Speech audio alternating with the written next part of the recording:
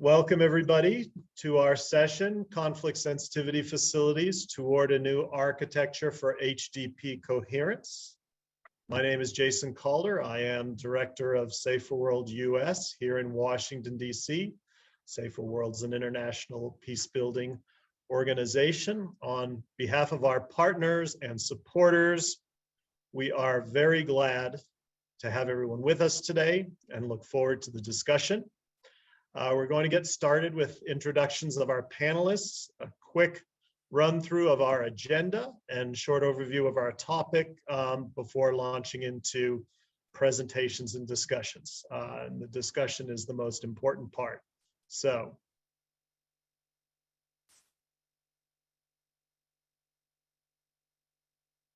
before we start, though, I do want to acknowledge the grave situation in Sudan, which has obviously set back the country's hopes for peace and a full transition to democracy. It's impacted first and foremost, obviously, the people of Sudan, but many of us that have worked in Sudan for a very long time and have friends and colleagues there, our hearts are with the Sudanese people at this time. And despite what's happening, though, I think we all believe that ultimately the spirit that was behind the 2019 revolution is ultimately going to triumph there. And so we really dedicate this panel to Sudan. One of our colleagues, Basil Dafala, the director of the Sudan Conflict Sensitivity Facility, was scheduled to present, but he had to step out due to the circumstances. But the man is resilient and he is on the line listening in. So we are really pleased on that. And of course, Basil, you're welcome to chime in at any point. We have a stellar panel today. Let me quickly just introduce them. Alexandra Blaise-Balmer is the director of the South Sudan Conflict Sensitivity Resource Facility. Audrey Bachin, senior advisor of the Sudan Conflict Sensitivity Facility, stepping in for Basil, but she helped get the initiative launched there, so she's really well tied in.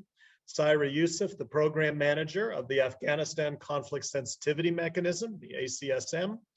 And from USAID, Jesse Anderson, senior conflict advisor at USAID's Bureau for Resilience and Food Security. So thank you so much, everybody, for joining us. Quick structure of our session. We'll start with a short welcome and background on the history of conflict sensitivity facilities and mechanisms, definitions, what they are. We'll follow that with presentations from the three facility leads on this call on their experiences working at the nexus of HDP. We'll then hear from Jesse Anderson from USAID, provide some reflections and observations from USAID's point of view and her point of view, and then followed afterward by the panelists having a chance to quickly respond, and then we turn over to questions and discussion with the audience. And a few concluding thoughts at the end.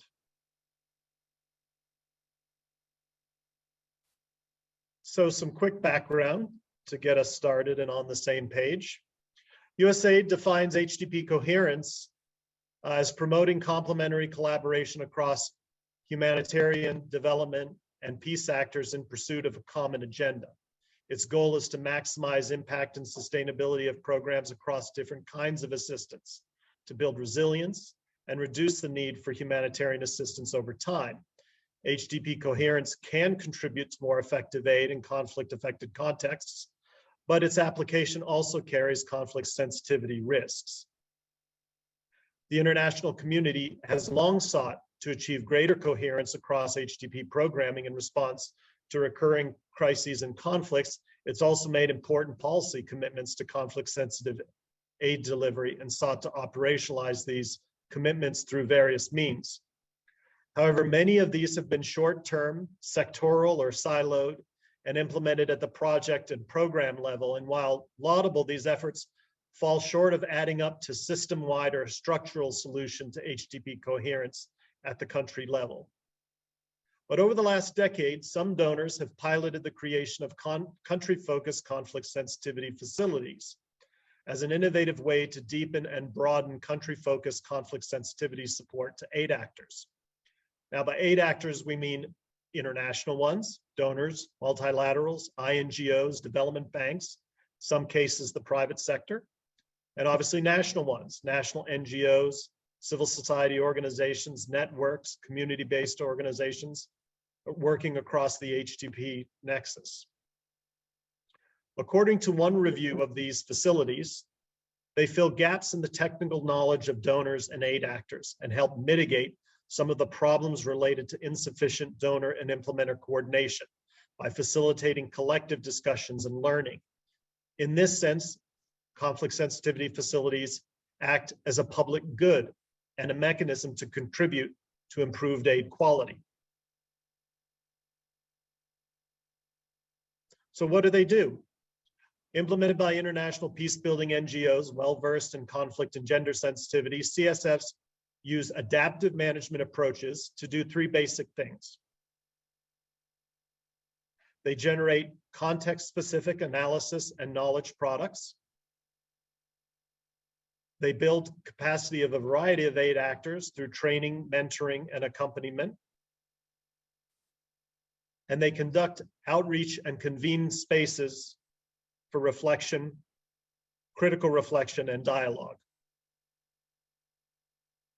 They have positively influenced the country-specific aid strategies, policies, and programs and practices of donors, multilateral organizations, and humanitarian development and peacebuilding NGOs, helping them to be more adaptive, responsive, and contextually aware, going beyond just doing no harm. Such conflict sensitivity facilities may represent a new architecture or piece of the architecture for greater conflict sensitivity and coherence across HDP programming.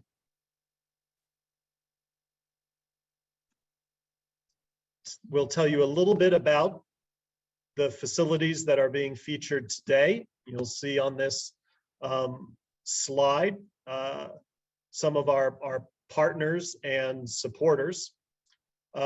This session will feature experiences from two conflict sensitivity facilities, the CSRF in South Sudan and the CSF in Sudan, and one single donor-facing conflict sensitivity mechanism, the Afghanistan conflict sensitivity mechanism. A bit of quick background on these. The South Sudan CSRF was established initially in 2016 as a pilot.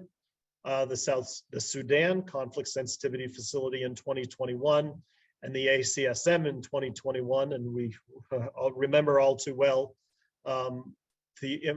that facility, that mechanism was launched amidst the withdrawal of US forces from Afghanistan, which made for a very chaotic situation, obviously. The South Sudan CSRF is implemented by Safer World and Swiss Peace, and it's funded by the UK, the Netherlands, Switzerland, and Canada. The Sudan CSF is funded by the UK, EU, and most recently USAID, with other donors coming on board. Grateful for the USAID support and those of our other donors. The ACSM is funded by the UK and implemented by Safer World in partnership with two national organizations, the Afghanistan Research and Evaluation Unit and the Liaison Office, TLO. It's also briefly worth noting that others have been part of the piloting and development of similar models in contexts like DRC, Myanmar, Libya, Yemen, and Nepal, some providing support to a single donor or others to a subset of the donor community. It's also worth acknowledging here that USAID launched the Central America Conflict Integration Hub last year, which represents a further adaptation of this concept. So, turning to our panelists, they've been asked to provide illustrative examples of their experience at the HDP nexus, the coalface, so to speak, which capture the ways they've sought to improve uptake of conflict-sensitive approaches and promote change across the HDP nexus, the successes and obstacles to progress they've encountered, and what the lessons learned from these experiences have been, and what the implications for the future evolution of conflict sensitivity facilities are to support change across the HDP nexus. In the presentations, they'll also touch on important themes of promoting paradigm or systematic shifts, localization, and the need for stronger national participation in the leadership of conflict sensitivity facilities. So enough from me, and without further ado, we're going to turn first to Ali to talk from the perspective of the conflict sensitivity, the CSRF in South Sudan, followed by Audrey on Sudan, and then Syra on Afghanistan. So over to you, Ali. Give me an H. H, give me a D. D, give me a P. P, what does it spell? Triple nexus. I'm just making sure that all the big and little P's in the room are awake. Greetings from Juba. Over the past 12 months, the CSRF, through adaptive management processes and outcome harvesting, has reflected on the HDP Nexus programmatic experience through the design phase of the Partnership for Peace, Recovery and Resilience, the PFPRR, analysis of historic approaches and lesson learning captured through roundtables, workshops, surveys, engaging the aid actors in South Sudan. The CSRF learning has focused on aspects such as rooting the HDP nexus in local understanding, strengthening of the peace focus, and engaging meaningfully with communities. As a facility, we've learned there's no need to reinvent the wheel. The HDP nexus in South Sudan speaks to thinking and discussions that have been going on for a long time. The aid community should draw on the learning from insightful examples of how different forms of programming and collaboration along HDP Nexus approaches or thinking have been and are currently applied in South Sudan. Operationalizing HDP Nexus approaches in conflict and gender-sensitive ways entails learning from these experiences and building and working with them and what is already there. This includes South Sudanese structures and traditional institutions, previous and existing programs, and initiatives led by communities, civil society, and local authorities. The PFPRR is an innovative platform which brings together multiple international and national stakeholders to work jointly on local solutions. It includes UN agencies, the United Nations mission in South Sudan, donors, international organizations, NGOs, local government, community representatives, and private sector to advocate for and implement projects and programs to reduce vulnerability, build resilience, and the capacity of institutions for that purpose. The big and little P's should be front and center of this process. For today's presentation, I'm going to share a case study on understanding the nature of conflict at the system level in South Sudan. The nature of conflict is often oversimplified by humanitarian and development actors who are not given the tools or the motivation to understand the context well. Local violent conflicts are often misrepresented as inevitable, beyond the influence of aid actors and culturally driven, as there are insufficient awareness of political components that drive them. This poor understanding of the nature of conflict in South Sudan is problematic for several reasons. It causes the aid sector to plan poorly. A misunderstanding of the nature of conflict undermines the aid community's understanding of the security, development, and humanitarian implications of changes in the context. For example, data and measurements that are used to predict food insecurity have tended to treat intercommunal violence as qualitatively different than armed conflict and less likely to cause severe food insecurity. In 2020, the aid community were largely caught off guard by an IPC classification 5, famine-like conditions in Jonglei state, having not understood the implications of widespread violence there. It undermines appropriate localization, a belief that violent conflict is endemic and natural to South Sudan's communities feeds into stereotypes that can discourage needed investments in localized aid. It also shifts attention away from and potentially shifts resources into political and social structures that are in fact perpetuating subnational violence. It prevents the aid sector from responding to the actual challenges South Sudan is facing.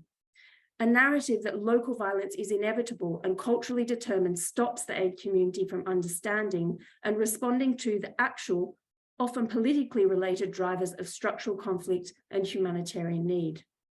It keeps the aid sector focused on addressing the short-term impacts of conflict in ways that will not help the country in the long run.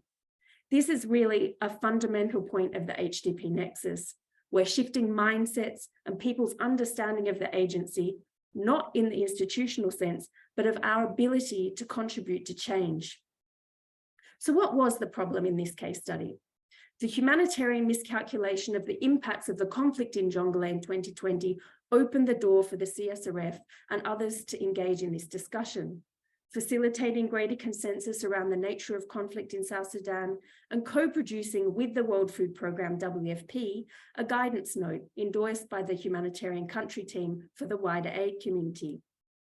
What changes did the CSRF contribute to? With technical inputs, the CSRF supported WFP to write the guidance note on conflict terminology, providing analysis and technical inputs, while WFP led on the drafting, and it credited CSRF for providing the initial space and conceptual building blocks for the exercise and building the necessary culture of inquiry and analysis. With process and oriented leadership, the CSRF is perceived as having been the shepherd of the process, playing a leadership role within the subgroup tasked with the work, keeping it on track, involving the right people at the right time. And because of our wide network and ability to facilitate conversations, it has held account competencies for constructing and leading open-ended processes. The facility has also a mandate for holding space for reflection, which keeps it insulated from the daily emergency-related demands. With neutral, credible convening, in addition to the partnering with WFP on the guidance note, the CSRF was also asked by OCHA to act as the secretariat and convener for the discussion around terminology, and was then invited by the humanitarian donor group to host a roundtable to discuss new terminology and its implications for understanding 2020 violence in Jonglei and elsewhere across the country. The collective analysis around the nature of conflict in South Sudan has impacted aid programming in some distinct and some less tangible ways. Donors, the UN and NGO staff interviewed for this case study agreed that the level of quality of analysis within the aid sector improved because it was a multi-actor initiative. Donors are better equipped to ask probing and critical questions from their partners, and NGOs and other agencies are better able to understand the dynamics of where they work. This has improved analysis. The shifts in language and analysis around conflict have directly impacted the OCHA-led Humanitarian Response Plan, the HRP. This affects how humanitarian sector understands the relationship between conflict and need and enabling a more contextualized aid response through improving the planning. Leaders within the aid sector adopted and endorsed the analysis at a senior level, and there has been direct influencing on program design. The analysis that emerged directly influenced the design and strategy of a large WFP-led consortium approach to community violence reduction. The program was then implemented in Jonglei from January 2021. This activity uses the analysis and the nature of violence and conflict as a starting point for its engagement and is intended to actively build peace while delivering humanitarian and resilience programming. Longer-term investments in conflict sensitivity, such as through the conflict sensitivity facilities, provide an opportunity to ensure that efforts to promote the uptake of conflict sensitivity do not get reduced to bureaucratic tick-the-box exercises, especially due to high turnover of international staff. Instead, they help support the shift in attitudes, mindsets, and relationships that are required. Greater recognition and integration of South Sudanese perspectives and skills in the aid sector's analysis and approach would make a more substantial contribution, but without deeper changes in the aid system's approach to staffing, turnover, and institutional memory. This will always be a challenge. Therefore, the conflict sensitivity facilities are uniquely able to convene joint analysis and action from agencies that are otherwise in competition. This is because of a perceived independence, integrity, and ability to provide a neutral space for problem solving and collective approaches. This is enabled by their operational and financial independence from UN agencies and NGOs, building trust and credibility, and contribute to the culture of analysis, inquiry, and action. The seeds for the conversation and the nature of conflict and violence were planted and nurtured over years of engagement, both in formal and informal spaces. We have an ability to identify and build conflict sensitivity champions, whilst donors are equipped to ask smarter questions. Contribution to changes in the aid paradigm can be hugely impactful in terms of building a culture of inquiry, analysis, and action. Yet, in the absence of larger reforms in the aid sector, they can only go so far. The CSRF and its donors have the potential to contribute to the global learning that can motivate much needed reforms to some of the structural aspects of the aid system's role, its implicit and explicit objectives and conflict sensitivity. So here's our big CSRF if. If the PFPRR is to succeed in South Sudan, there needs to be leadership. There needs to be adaptive management, to pause, to stop and reflect. There needs to be commitment from the aid actors, in particular engaging their national staff, so there's ownership. There needs to be the big P's and the little B's. There needs to be the national NGOs and the civil society representing localization, and collectively, we all need to be at the table in every area of our operation and under every tree in our communities, having a cup of tea. Shukran.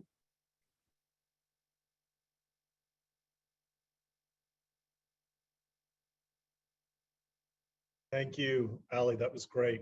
Really, really helpful. Let's keep it moving. And Audrey, over to you. Hi, thanks, Jason, and thanks, Alexander. That was a fantastic way to kick off the conversation. And I think you've done a great job of kind of demonstrating the scope of ambition and breadth and depth, really, of all of that. I first of all want to acknowledge that it's not supposed to be me, as Jason said. This was supposed to be Basil Dafava, the director of the CSF, presenting here today. He is on the call, but as he says, he's not, unfortunately, he's not home. As so many people in Sudan, he and the rest of our team have been, they've had to flee Khartoum, and so not in a position, unfortunately, to participate actively. But he's here passively, and maybe he'll even, if he trusts the connection enough, find a way to contribute. I'd also, and this may be a little cheeky of me, but I don't really mind after 3 years of the pandemic. If anyone, and I understand many of you may not be for various reasons, but if you are in a position to turn on your camera, it's so nice to have a conversation where you can see people and then you can interact with them and you can see whether they're frowning at you because they don't understand or they're laughing. So if you're in a position, appreciate it. But if you're not, no worries, I understand as well. Thanks, that's really nice to see you all. So Ali's just done a really great job of sort of laying the landscape of the sort of breadth and scale of what the CSRF has been doing in South Sudan. The Conflict Sensitivity Facility in Sudan is a newer entity. It's been around for 2 years now, just over, and that's long enough to be getting their feet. It's long enough to be really making some progress, although certainly not with the same level of investment that I think we've seen in the CSRF, and there's a lesson there around length of commitment and length of programming and what that enables you to do over time. We are also obviously in a very critical moment in Sudan. It's a horrible moment, to be honest, and we're still all grappling with what it means for our staff at the individual level, for our team at the program level, and obviously for the country at a national level. The situation is beyond dire. Before the crisis broke out, we were seeing vulnerability and need at scales that we had never seen in Sudan, and that was before this happened. And so what we're seeing now is off the charts. It's unprecedented. We don't know what it is, and at the same time, this need is dramatically expanding. The international aid system's capacity to respond has degraded. So many people have had to flee. So many offices have been shut down. Supply chains have been undermined, infrastructure has been ruined, systems have been taken apart, services are no longer there. And so the scale and the scope is truly intimidating and it's truly daunting. And it's a moment of reckoning for, I think, for so many people on so many levels. And here we are talking about HDP coherence. And as you probably can guess, for many aid workers, this is not a time when they want to talk about HDP coherence. Especially humanitarians will be saying things like, this is a luxury we can't afford right now. We need to be saving lives. And to some degree, I understand why they say that, because in some cases, HDP coherence is approached as a rather bureaucratic exercise and something that is more technical than practical. And they may feel that they're being asked to do more with less, or they may be They may feel like they're being asked to slow down, or they may feel like they're being asked to do things that are outside of their skill set. And so I understand why they would say that. But let's look at a counterexample. Let's look at the humanitarian response that's coming from Sudanese communities right now. Across Sudan, we have resistance committees, we have neighborhood services and change committees, we have neighborhoods that are coming together and that are being able to provide humanitarian response in immediate ways in times when the international aid community is unable to do so. Maybe in some areas point blank, and in some areas at a dramatically reduced level. And yet at the same time, they're able to mobilize the doctors in the area and the nurses and the paramedics, and they're able to source the medical materials and move them. They're finding out who's hungry, and they're getting the food, and they're making sure that food goes to who's hungry. They're bringing in money, and they're making sure it goes where it needs to. They're supporting the logistics. They are providing shelter to displaced people at a time in a situation where the international humanitarian system is struggling to do any of this. And at the same time, these same organizations and these same people in many cases are the ones who are advocating for stopping the violence. And they're finding ways to keep the community stitched together, to keep the social strengths there so that the conflict doesn't spiral further out of control, and that the building blocks of reconstructing towards peace are still maintained and are still there. And they're doing this without any extra bureaucracy. They're doing this without any extra resources. It's part and parcel of what they're doing. They are doing HDP in the most critical of times without any additional work. And so this is our model, this is our lesson, is that when we look at the local actors who are already responding, who are doing the work that we oftentimes struggle to do, they are doing HDP in a very instinctive, intuitive way. And there's things for us to learn there. Now, this is obviously a call for localization.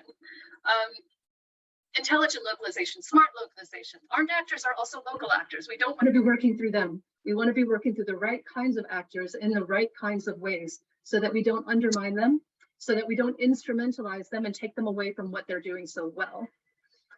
Localization was one of the first strategic priorities that was identified by the Conflict Sensitivity Facility in 2021. And it's for some of these same reasons, although obviously not at the scale of crisis and conflict that we're seeing right now. But many of the same fundamental analysis that underline what we're seeing right now have been there before in terms of aid tending to go through a militarized state approach, having to go through certain security organs in order to get your bureaucratic approvals and your access and the rest of it, versus working through local entities that are themselves the building blocks of the sort of long-term changes that we want to be seeing in Sudan, and making sure that we can do it in the right way. Now, what the facility has done so far is a really good start.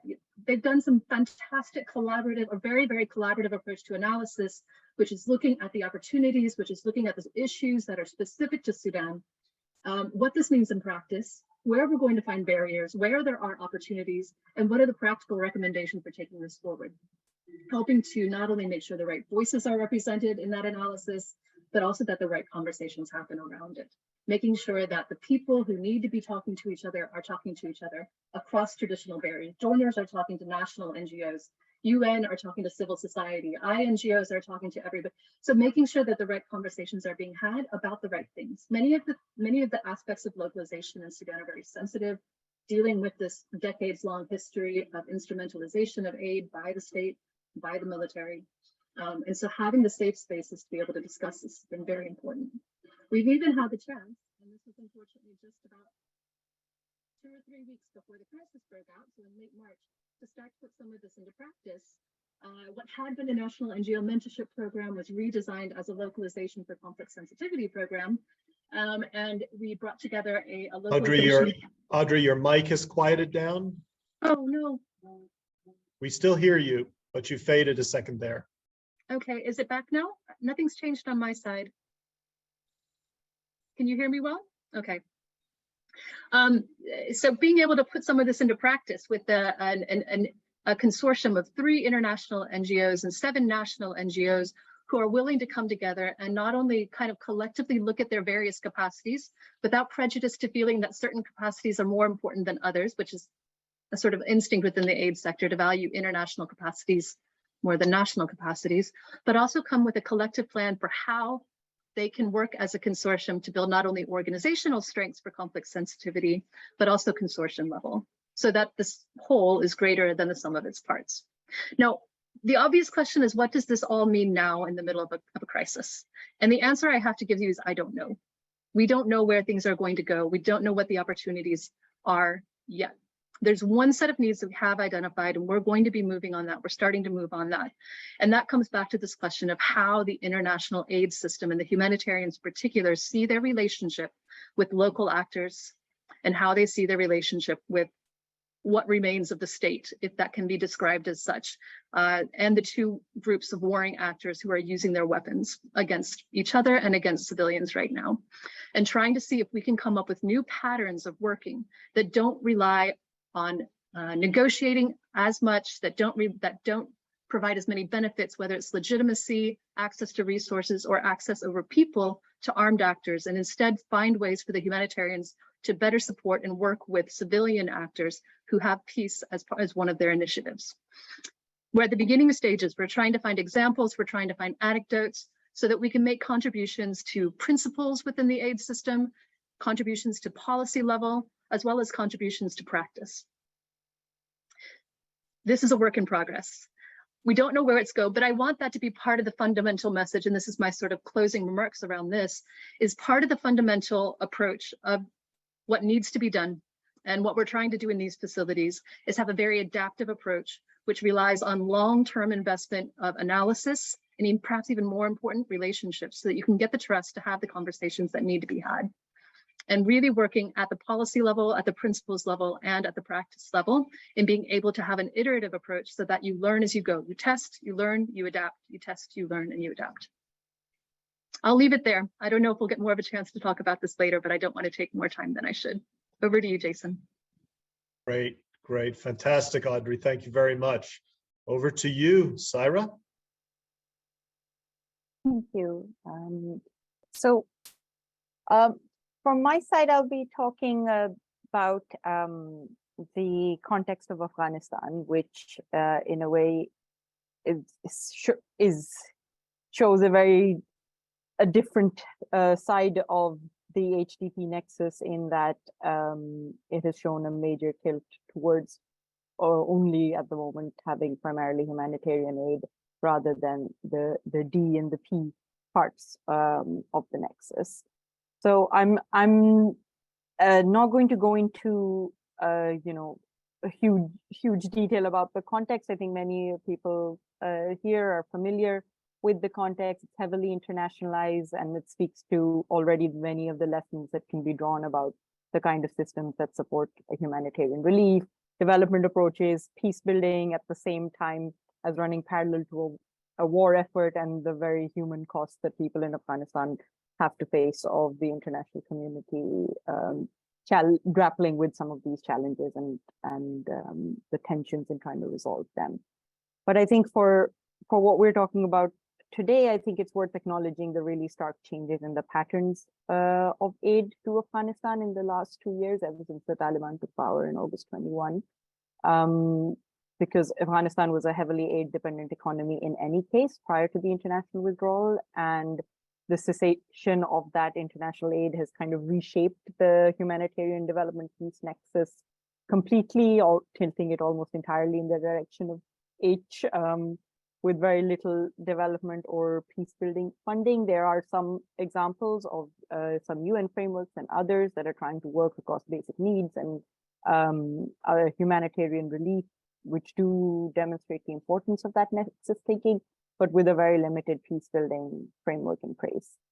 And I mean, this is all for very important reasons. Large donors are facing major questions of principle and practice around whether development and peace building aid, and perhaps even humanitarian aid in the current context, amounts to the legitimization of the de facto government of the Taliban. And that poses really major challenges for any kind of coherent HDP approach, and has swung the needle in terms of humanitarian engagement only. But I think from a conflict sensitivity perspective, when we're looking at this kind of situation, we know that humanitarian aid, while it is serving a really important function, it does not ensure conflict prevention.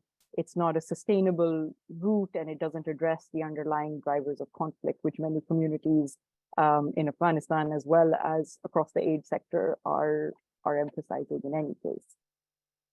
So I think what I want to talk about a bit is how do structures like this, like the conflict sensitivity mechanisms of facilities, function in a situation where the context has shifted so much, because there's still a need for mechanisms that provide analysis and advice that capture the systemic impact of specific types of interventions and how they interact with existing conflicts and what the possible outcomes of these might be.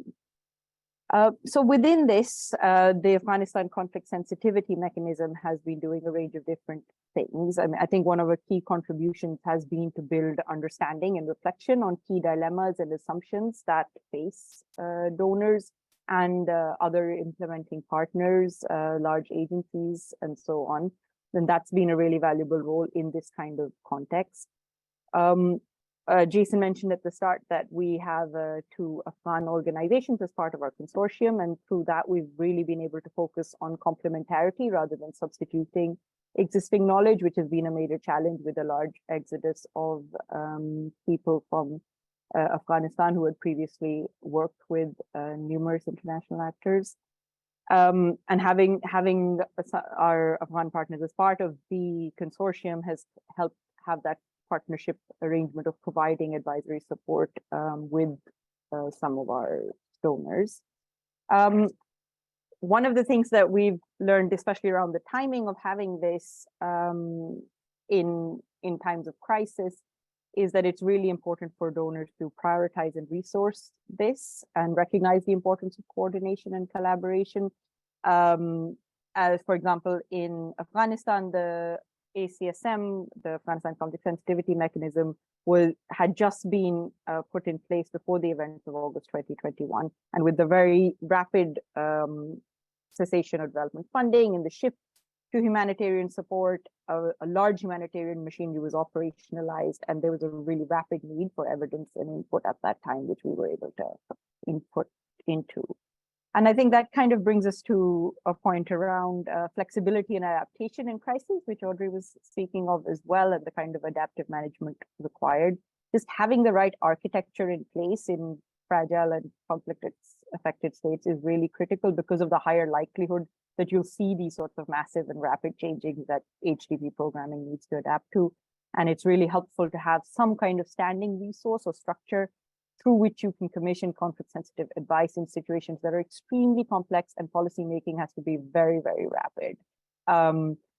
And you need something that people, whether it's donors or wider communities, can call upon rapidly rather than going through bureaucratic processes, long tenderings, something that can respond to that kind of crisis. And our work in Afghanistan, I believe, has been a good example of that, especially in a context where a number of Western embassies were closing and relocating at the same time as humanitarian programming was actually stepping up in that time frame. And I also think this speaks to the need for having long-term structures that are trusted partners for donors and for civil society actors to kind of function as a knowledge bank or institutional memory, because short-term responses, especially with massive changes, don't really allow a kind of institutional memory to be built up, and that can withstand some of these major crises and changes. So, I mean, looking ahead, if we were looking across many of these different contexts, I think there, from some of the experiences in Afghanistan, I would say that there are a few areas for future evolution. I mean, one would be to bring facilities and mechanisms closer to the insights and analyses offered by civil society and communities, because some of the most credible sources of knowledge about how these interventions can enhance or reduce conflict divides are reside with these actors, and this expertise needs to be more formally integrated. As Audrey said, so much of this is already happening, and how can we really learn from that? And multi-donor coordination is really critical, especially in contexts where where donors might have different approaches. A single donor's investment in this space can actually benefit others greatly, especially those who are looking to work collaboratively across the HDP nexus. And there's quite a lot that can be gained there from that kind of multi-donor initiative. And finally, establishing long-term funding practices and considering these as part of the architecture that can be prepared for such eventualities can help donors weather the massive changes that come with crises, such as in the Afghanistan case, the massive drop in development funding, understand the trade-offs in a critical way between the HD&P parts of the HDP nexus from a context sensitivity lens, and then circulate the learning more openly so that it's applicable to multiple different types of contexts. So yeah, I think I'll stop there from some of those learnings. I'll hand back to you, Jason. Great, Saira. Thank you very much. So now we'll turn to Jesse Anderson of USAID. Jesse, how is all of this sounding to you, and how does it align with some of the ways that USAID is trying to approach these challenges, and certainly interested in anything that stands out to you in terms of this and alternative approaches to these problems. So over to you. Jason, thank you. And to be frank, this is for sure going to be the best meeting and session in my day, and most likely my week or even month. It's really energizing. It's just really exciting to hear about both the work that all of you are doing, but also just like reflections on what's going on there, what sort of bigger picture takeaways or insights can we be pulling from and bringing forward and kind of advancing the plot with this work. So I find that very energizing. I'm happy to share a couple of personal reflections of where I see the facilities work fitting into sort of the HDP coherence landscape coming from USAID. And to be frank, so my job is as a senior conflict advisor, but then I lead quite a bit of our agency's work on HDP coherence. So I kind of have that dual hat of being a little more wedded to the P, even with a career that kind of hopped across those different buckets, but thinking about it in a cross-agency way. And in my opinion, mechanisms like the facilities are exactly what can meaningfully put the P in HDP. So I think an elephant in the room is just the resources side to the nexus. And that is that we have so much more resources for humanitarian and development assistance than we do for peace work. And so, well, what does that mean? What different approaches or ways can we engage that put the P front and center and that actually meaningfully change the way these other kinds of assistance are doing business, their day-to-day business. So in my opinion, things like the hubs are essential. And I also have like another mantra to that. It in part comes from something I say around coordination, but also around having a one-year-old, which is that we all need support, right? So everyone has a day job. Everyone needs support to do these things that we really think matter, and just tacking it on to someone's day job is a great way to make people frustrated, even if they get the spirit of it and why it's meaningful. It's just we're all tired. maybe I'm leaning too much into being the parent of a one-year-old, but anyway, we're tired, and so we need ways to get this meaningful work done, but in ways that there's support, there's that day-by-day hands-on engagement and ways to grease the wheels to get the good work done. So with that in mind, I'm just a super fan of the facilities and similar kind of hub approaches. I think they are essential, and to me, it's really where the work is. So thank you to everyone for sharing. And I had a couple of quick reflections too, just to message sort of what's going on at USAID in this space.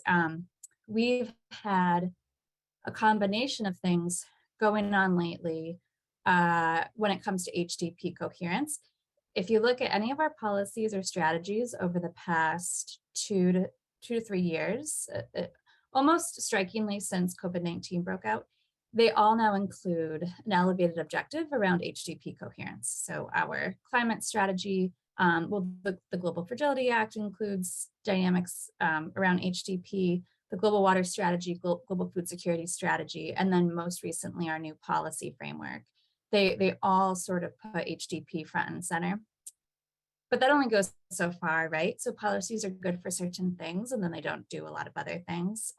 There's also been a lot of effort that I've been engaged with, especially through our Resilience Leadership Council, to focus on programming considerations, principles, examples, case studies, day-to-day practices and approaches that we can all be doing differently in our work tomorrow, even with the broader constraints that we know there are to this work. And so that's kind of been a dual focus, both recognizing the big picture constraints and thinking about how do we work on that as a donor, and a bilateral donor can only do so much too. It's a broader global governance issue of just how we've created these pots of money and how they work.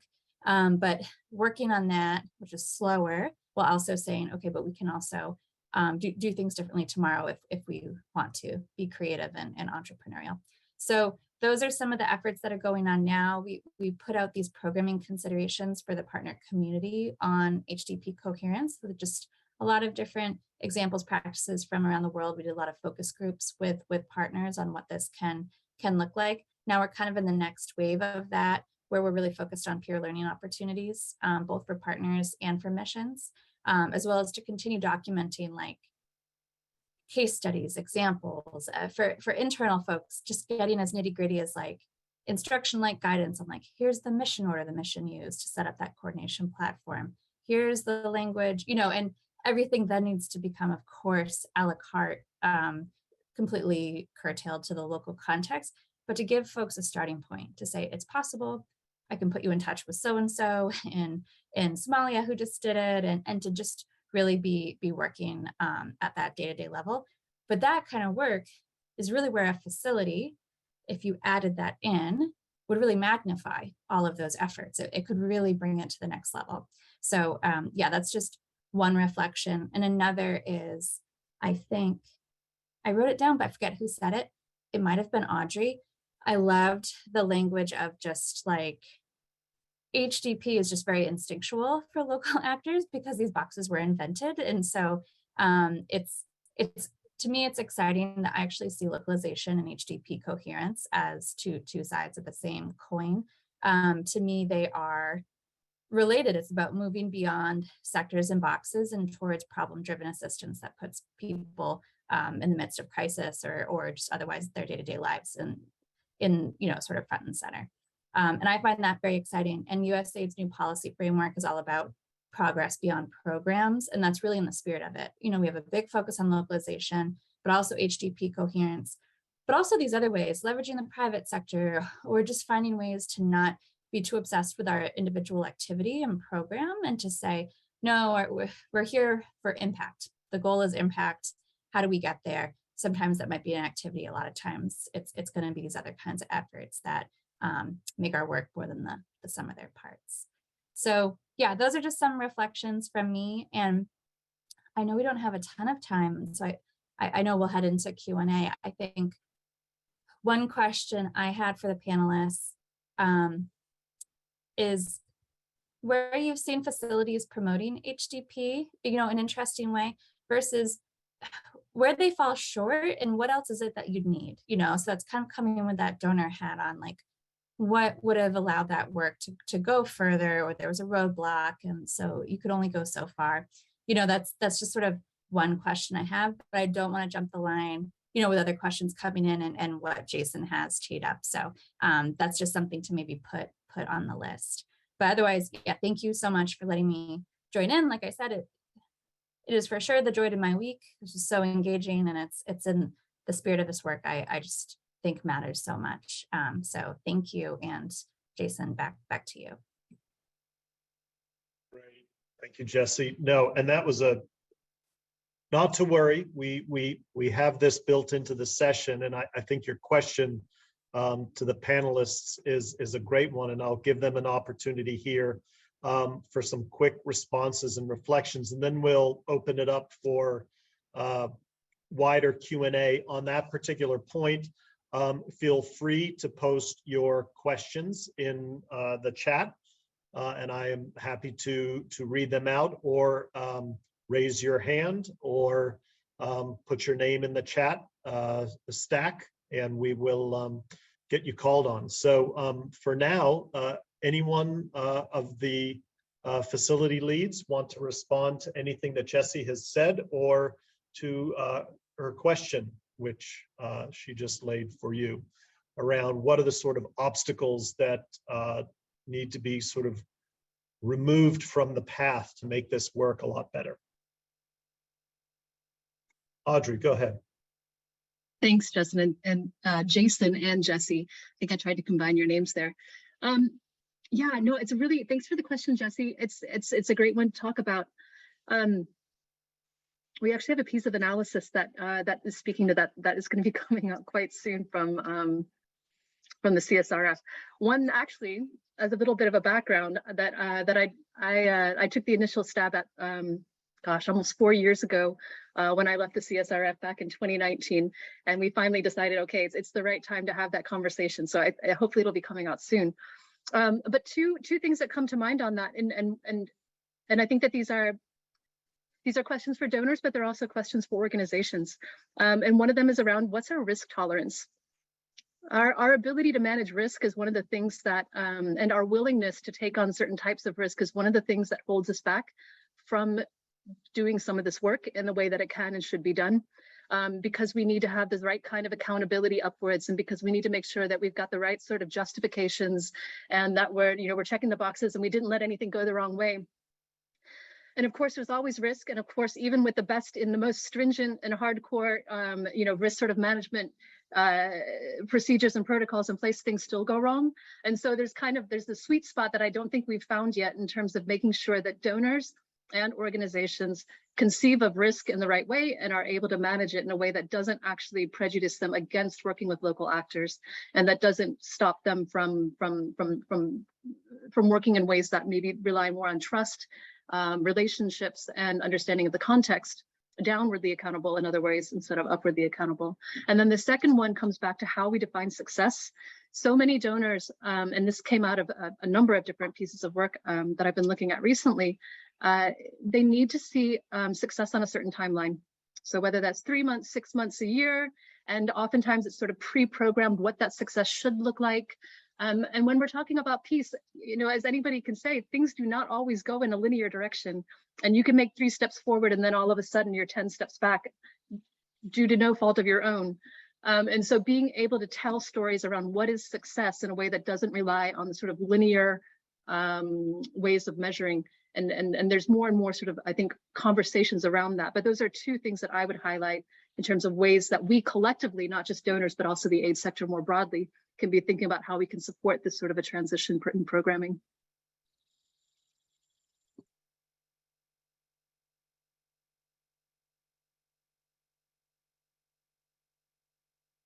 Any one of the other panelists want to jump in?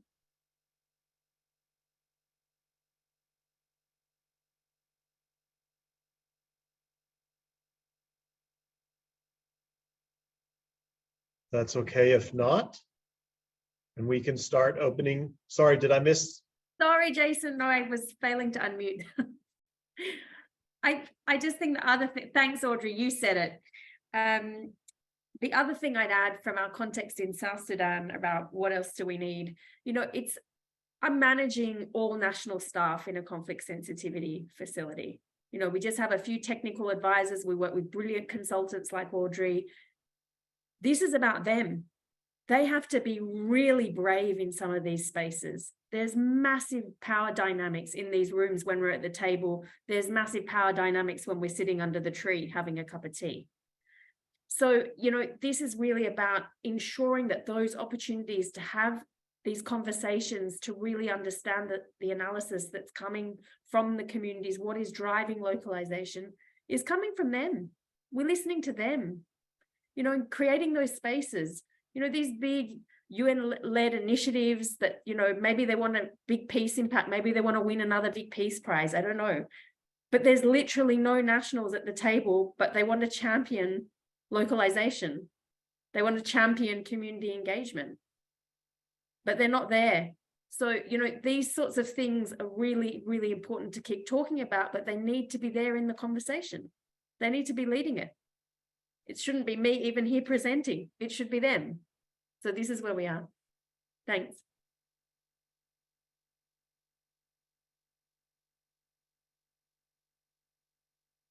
Thanks, Alexandra. As you were as you were all presenting a little bit earlier, it brought back one of my favorite quotes that I came up in a different context around trying to coordinate actors in this way. And the individual said, you know, about aid coordination, when all is said and done, very much is said, but very little is done.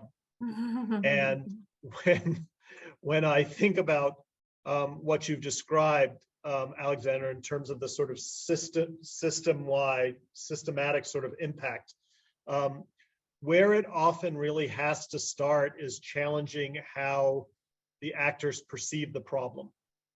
Because unless we're looking at and defining and seeing a problem in similar ways, you obviously, you know, people come at things from different perspectives, but unless you're starting to see the problem and understand the problem in the ways that they need to be understood, you can't possibly start coordinating. I mean, that's where it all starts. And if we don't start finding ways of getting the local actors who think across the HDP nexus because they live and breathe across the HDP nexus, then we're just not going to get there. So it is so critical what you're doing, and I think that really came across in all of the presentations. Happy to turn right now to questions from everyone else in the audience. Please feel free to raise your hand or throw something in the chat. Don't be shy.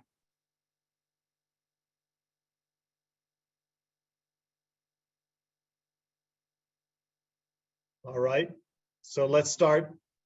Ocean, why don't you come on and read your question, and then Anna.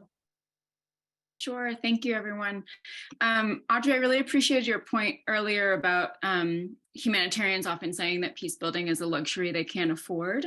And I'm wondering how much of the current work, and this is a question for everybody, is about finding ways to integrate HDP programming, and how much of it is about supporting existing actors, humanitarian actors, and developing leadership skills related to conflict sensitivity and peace building, so that they can integrate that into their standard day-to-day work, having it be less about integrating new programming and more about integrating that perspective into the way that they're doing the work that they're already doing.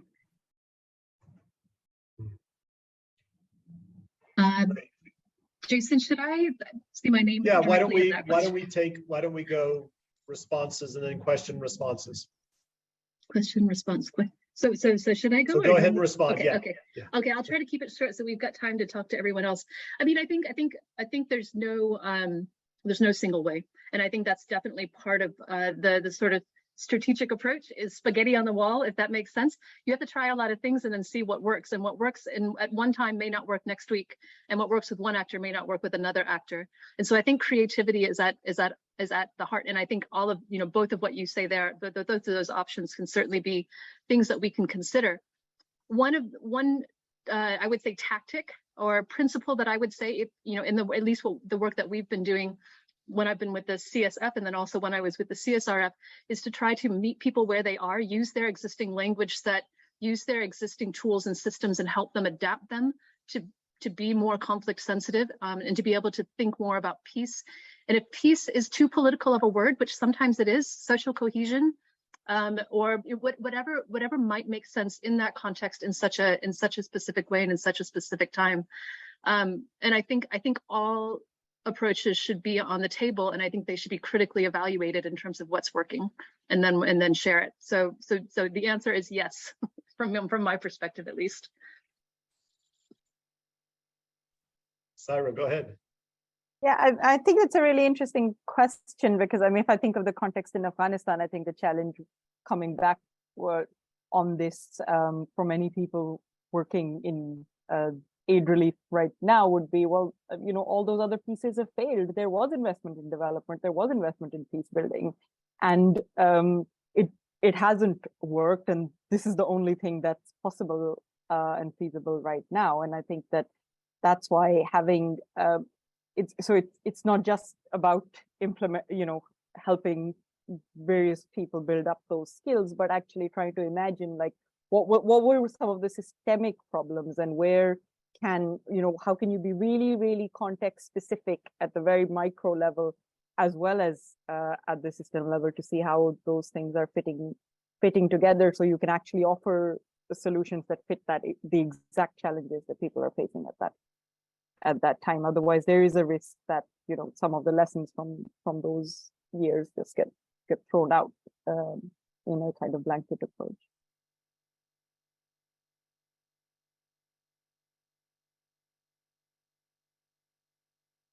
No other responses. Anna, why don't you come on and ask your question, and just, sorry, be sure to mention if you're representing an organization or with an organization as well when you come on. Thanks. Sure. Thank you very much. So my name is Anna Penprat, and I work for Nonviolent Peace Force. And I actually want to start by saying thank you very much to all the panelists. And I've heard so many great stuff about the work of the facilities in South Sudan and in Sudan from my colleagues in both places. So well done, everyone. I have a question maybe related to the limits of having those facilities externalized. So many of you touched upon this in your presentations, the fact that we need to have this work also done by the various humanitarian or other actors internally. But I'm wondering, from your perspective, what has worked best in moving those actors from the outside? And are you sometimes tempted in doing more naming and shaming of the things that work less well? I'm thinking in particular in terms of localization. Or do you focus more on what is working well and trying to emphasize it more? I'd be curious how you see this moving forward. And I'm actually surprised that there are not many more facilities like this that exist because of the value. I'm wondering if it is actually challenging to get funding for this type of work, because it's mostly from the analysis side of things and not into the delivery. Do you see an issue there? How would it make sense to have more of those type of facilities in many places, and how to make sure that it works with the localization aspect, that we ensure that there is more of local actors that are involved in running and steering those type of facilities as well? Sorry, big questions, but thanks again. Great series of questions. So over to everybody, including Jesse, I want to say too, because you can speak obviously to the funding question and at least how one donor looks at these things and how tricky that can be. But thank you. And then after responses, we'll go to Aideen.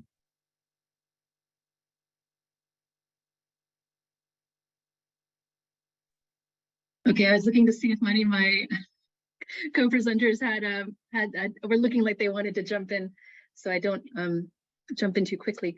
I'll just say a couple things and then I'll leave the floor open for them to respond. Name and shame. Yeah, that doesn't work.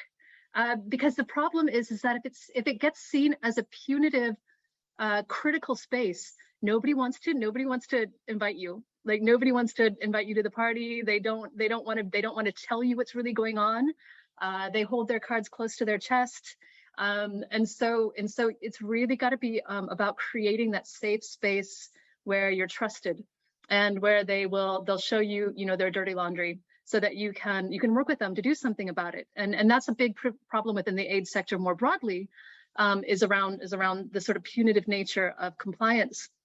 And so being able to different approach, and sometimes, at least in my experience, we have been pushed at various times to try to take that kind of an approach, and I don't think it ever goes well.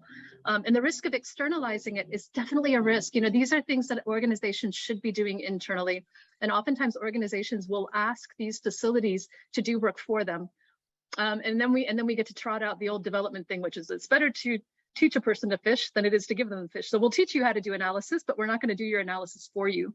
And by the same token, the facilities can also be instrumentalized by organizations who seek to have sort of validation, that they can prove to demonstrate that that they've been approved by the facilities. And the facilities also strive very hard to not let their name be used as a sort of like check mark exercise where, you know, if we looked at something with you, then that means you're conflict sensitive. So there are definitely some risks, and you've identified some of those. I'll stop there.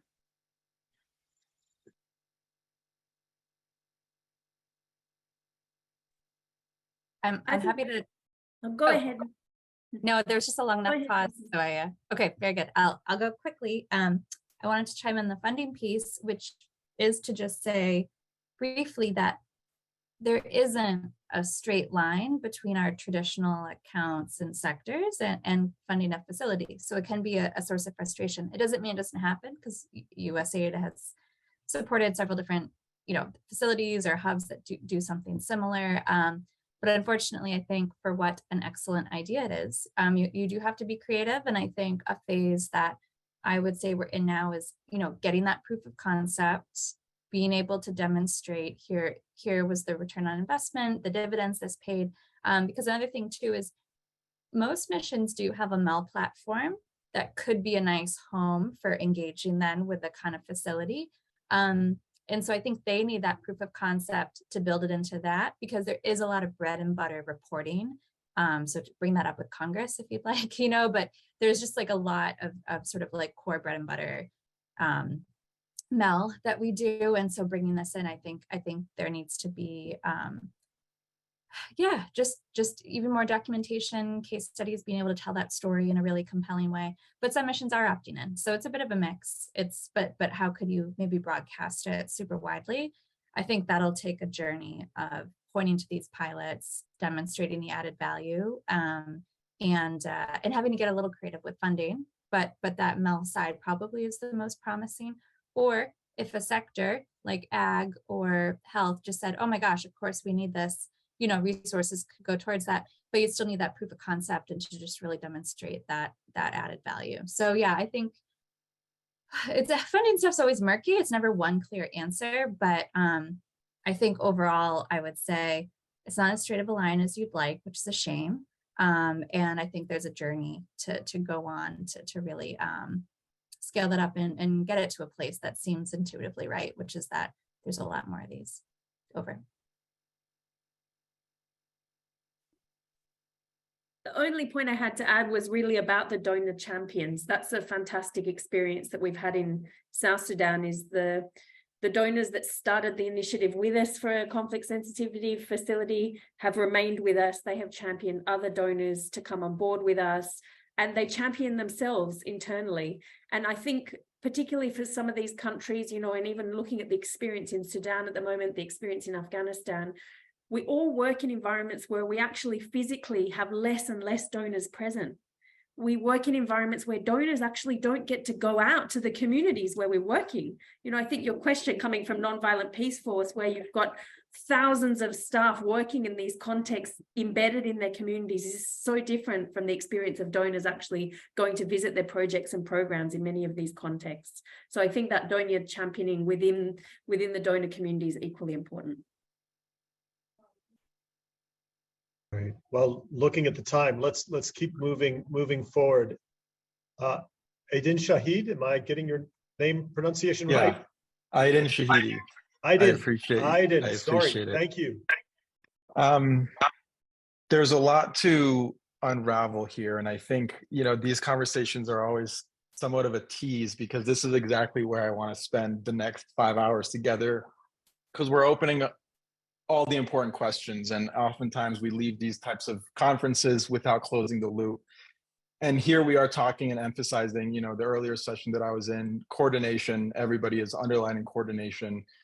And so my question has to do with kind of, and we're talking about more of these end states. We would love to get to a place where we're all programming adaptively, you know, really leveraging coordination and so forth. But I'm also want to come down to the ladder of abstraction to, you know, what does that mean for us today, tomorrow, practically the next steps. And I think sometimes that's where, you know, the momentum breaks, is because we don't know how this translates to our individual organizations and to our individual roles. And so just to Syra, sorry, Syra, is that correct? You know, I think you pointed out a lot of interesting elements about adaptive management and the reality that, we are simplifying organizations, implementers, coordinating bodies. We do have to operate off of a simplified model so that we can make our operations practical. And that comes at the cost of us optimizing to a certain small number of metrics in the broader context. And as a result, oftentimes unknowingly externalizing harm elsewhere. And so my question really is, how can we as implementers, as facilitators of this type of coordination, what is inhibiting us to do better coordination? Like where are we falling short?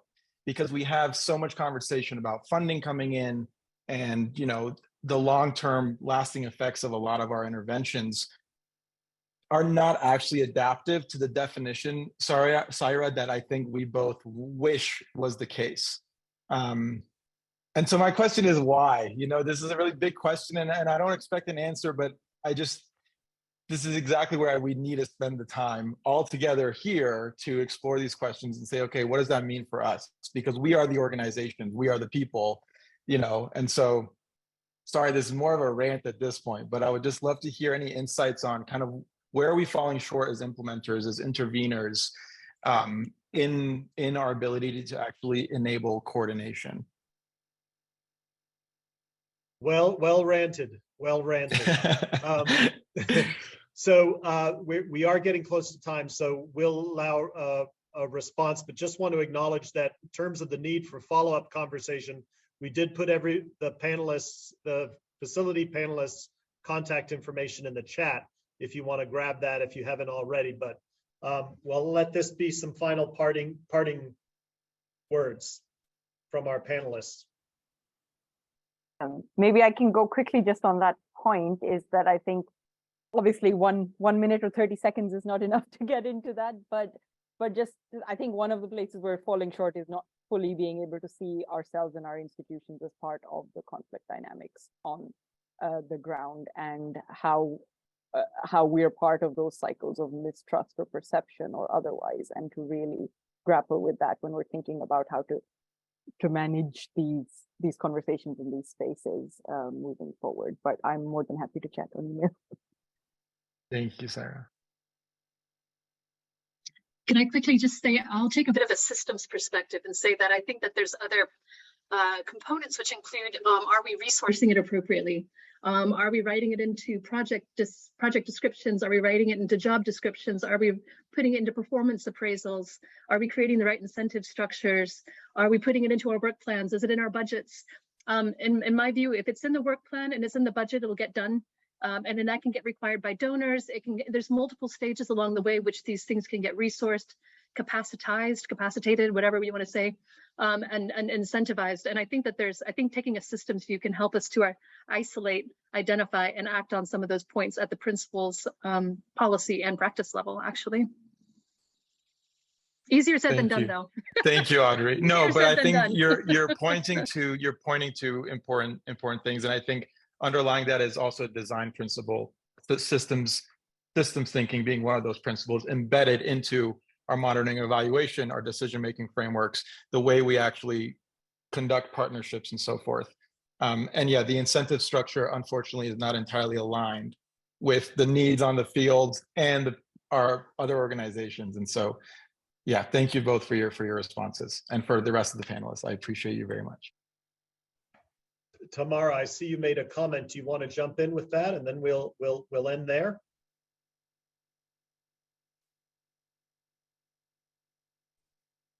Thanks, Jason. It was more just to further respond to Anna's question about why aren't there more facilities, or where are there? And Safer World is not the only organization that's implementing conflict sensitivity facilities. There are others. The donors tend to be the same, those who have committed to conflict sensitivity integration into their implementing partners, strategies, programs, policies, and practices. So I've just popped into the chat a couple of different examples, but we could talk another couple of hours, as Adine has said, on those other facilities as well. And there are a couple of resources that we could provide if people reach out to us and want more, a couple of comparative papers, a website, in fact, for the Conflict Sensitivity Hub that Safer World co-hosts with Swiss Peace. I've just put the link in the chat. So I'll leave it there and just want to thank our panelists for such brilliant presentations. Jason, for your great moderation, Jesse, for your super responses, and of course, our participants for stimulating, thought-provoking questions. This has been really fantastic. And Basil, I know you're out there, so shout out to you and our Sudanese colleagues and friends who are keeping safe. Thanks, Tamara. I won't repeat it. Appreciate everybody. Go on and have a wonderful rest of your day, and do reach out to us if you'd like to continue the conversation. Take care, everybody. Be well.